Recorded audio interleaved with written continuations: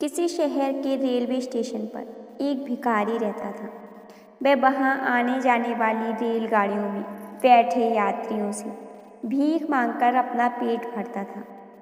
एक दिन जब वह भीख मांग रहा था तो सूट बूट पहने एक लंबा सा व्यक्ति उसे दिखा। उसने सोचा कि यह व्यक्ति बहुत अमीर लगता है, इससे भीख मांगने पर यह मुझे ज़रूर अच्छे पैसे देगा। वह उस लंबे व्यक्ति से भीख मांगने लगा। भिखारी को देखकर उस लंबे व्यक्ति ने कहा, तुम हमेशा ही मांगते रहते हो, क्या कभी किसी को कुछ देते भी हो? भिखारी बोला, साहब मैं तो भिखारी हूँ, हमेशा लोगों से मांगता ही रहता हूँ। मेरी इतनी औकात कहाँ कि किसी को कुछ दे सकूं। लंबा व्यक्ति बोला, जब किसी को कुछ दे नहीं सकते तो तुम्हें मांगने का भी कोई हक नहीं है। मैं एक व्यापारी हूँ और मैं लेन देन में ही विश्वास रखता हूँ। अगर तुम्हारे पास मुझे कुछ देने को हो तभी मैं तुम्हें बदले में कुछ दे सकता हूँ। इतना कहने के बाद वह लंबा आदमी ट्रेन में बैठकर चला गया। इधर भिखारी उसकी कही गई बात के बारे में सोचने लगा। उस लंबे व्यक्ति के द्वारा कही गई बात उस व्यक्ति के दिल में उतर गई।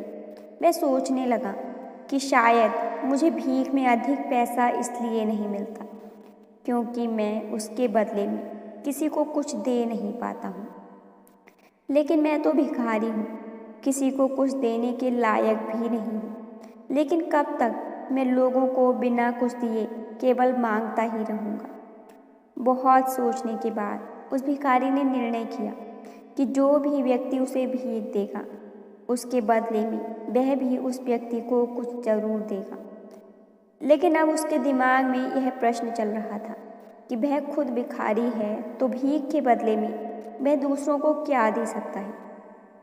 इस बात को सोचते हुए 2 दिन हो गए, लेकिन उसे अपने प्रश्न का कोई भी उत्तर नहीं मिला था।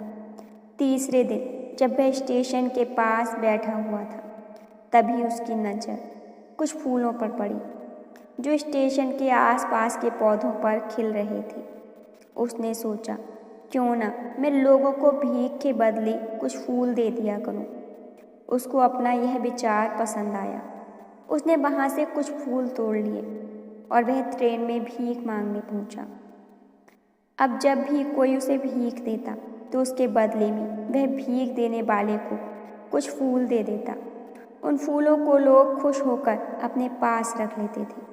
अब भिखारी रोज फूल तोड़ता और भीख के बदले में उन फूलों को लोगों में बांट देता था।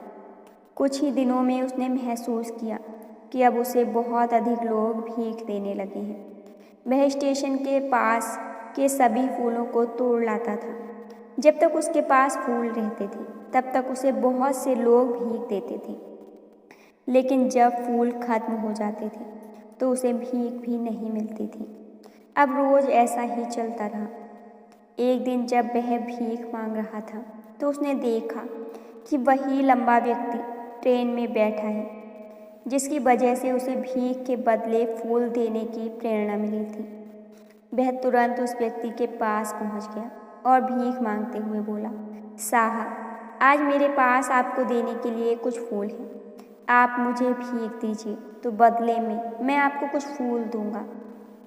उस लंबे व्यक्ति ने उसे भीख के रूप में कुछ पैसे दे दिए और भिखारी ने कुछ फूल उसे दे दिए। उस लंबे व्यक्ति को यह बात बहुत पसंद आई।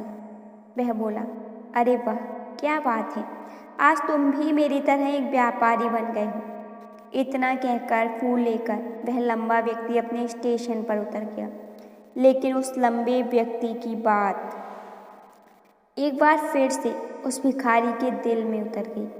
वह बार बार उस लंबे व्यक्ति के द्वारा कही गई बात के बारे में सोचने लगा और बहुत खुश होने लगा।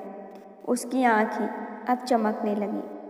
उसे लगने लगा कि अब उसके साथ हाथ सफलता की वह चाबी लग गई है जिसके द्वारा वह अपने जीवन को बदल सकता है।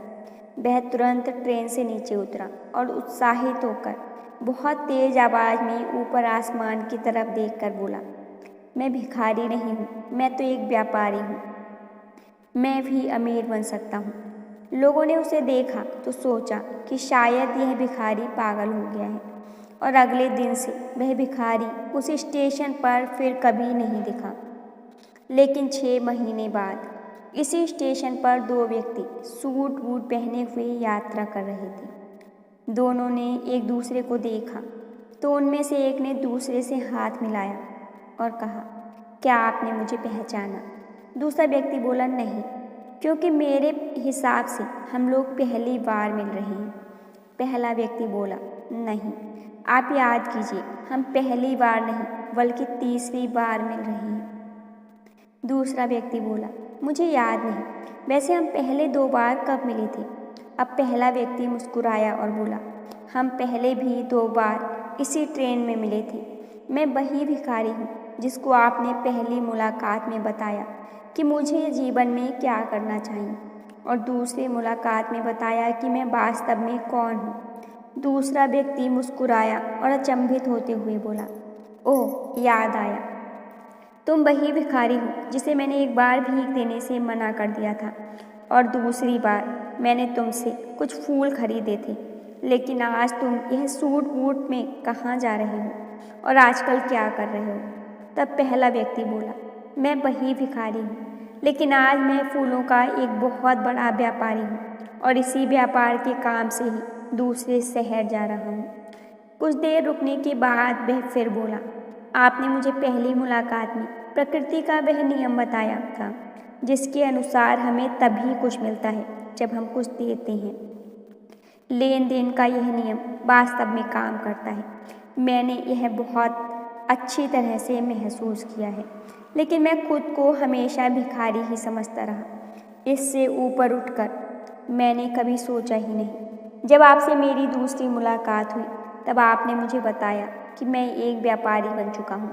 अब मैं समझ चुका था कि मैं वास्तव में भिखारी नहीं बल्कि व्यापारी बन चुका हूँ। मैंने समझ लिया था कि लोग मुझे इतनी भीख क्यों दे रहे हैं, क्योंकि वह मुझे भीख नहीं दे रहे थे बल्कि उन फूलों का मूल्य चुका रहे थे। सभी लोग मेरे फूल खरीद रहे थे क्योंकि इससे सस्ते फूल उन्हें और कहाँ मिलते। मैं लोगों की नज़रों में एक छोटा व्यापारी था, लेकिन मैं अपनी नज़रों में एक भिखारी ही था। आपके बताने पर मुझे समझ आ गया कि मैं एक छोटा व्यापारी हूँ। ट्रेन मैंने फूल बांटने से जो पैसे इकट्ठे किए थे उनसे बहुत से फूल खरीदे और फूलों का व्यापारी बन गया। यहाँ के लोगों को फूल बहुत पसंद हैं और उनकी इसी पसंद ने मुझे आज फूलों का एक बहुत बड़ा व्यापारी बना दिया। दोनों व्यापारी अब खुश थे और स्टेशन आने पर साथ उतरे और अपने अपने व्यापार की बात करते हुए आगे बढ़ गए। दोस्तों, इस कहानी से हमें बहुत कुछ सीखने को मिलता है। कहानी में लंबा व्यापारी जीवन के लेन देन के नियम को बहुत अच्छी तरह जानता था। दुनिया के सभी बड़े व्यापारी इसी जीवन के नियम का उपयोग करके सफल हुए हैं। इस फॉर्मूले को उसने भिखारी को भी बताया। भिखारी ने इस प्राकृतिक नियम को अपना लिया और इसका असर उसके जीवन में साफ दिखाई देने लगा। उसने अपनी सोच बदली और उसकी ज़िंदगी बदल गई। यह कहानी हमें बताती है कि यदि हम अपनी सोच बदल लें तो हम कुछ भी हासिल कर सकते हैं। यदि हम खुद को छोटा समझते रहेंगे तो हमेशा हम छोटे ही बने रहेंगे। बड़ा बनने के लिए हमें अपनी सोच को बदलना होगा, खुद के बारे में बड़ा सोचना होगा। कहानी का सार यह है कि सफलता आपकी सोच में छुपी होती है। खुद का आत्मसम्मान जगाइए, अपनी सोच को बड़ा बनाइए और देखिए कैसे आप सफलता के शिखर पर पहुंच जाते हैं।